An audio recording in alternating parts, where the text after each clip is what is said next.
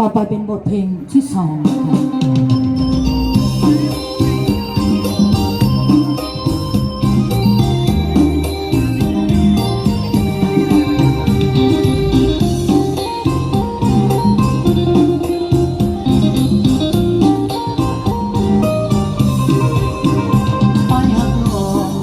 ดอกคูณบานกอดเจดีย์สานสงกรานต์ที่ผ่านไอ้หักหอมคือดอกคูณบานไอ้หักหอมคือดอกคูณบานบ่ลืมวันวันไอ้หักบ่ลืมไอ้หักบ่ลืม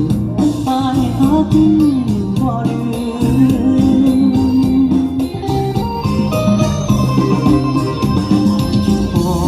คืนนั้นเดือนห้าดอกคูณโรยราก็จำใจจางจำลาจากกันเพียงกายดอกคูณความหมายอายหาบ่ลืมดอกคูณความหมายอายหาบ่ลืม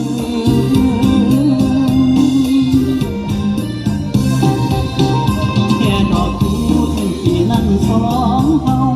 คิดพอดมองเก่ามองดอกคูณบาน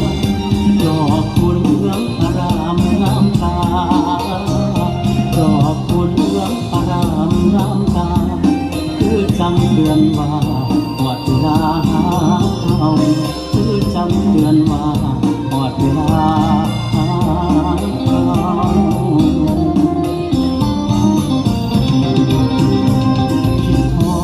มือนั้นสัญ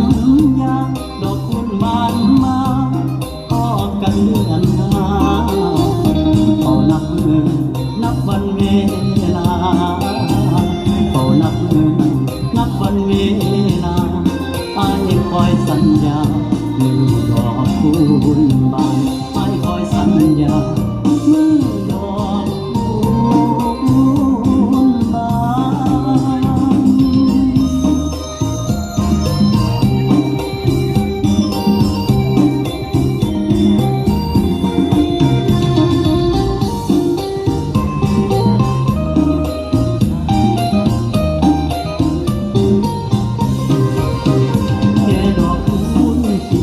สองเฮาคิดพอดมองเก่ามองดอกคูณบานดอกคูณเหลืองอารามงามตาดอกคูณเหลืองอารามงามตาคือจังเตือนว่าหมดเวลา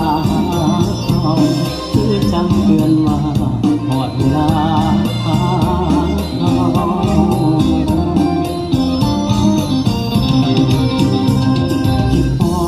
มือนั้นสัญญาดอกคูณบานมาพอกันเดือนห้าเฝ้านับมือนับวันเวลาเฝ้านับมือนับวันเวลาอ้ายคอยสัญญามือดอกคูณบานอ้ายคอยสัญญามือดอกคูณบาน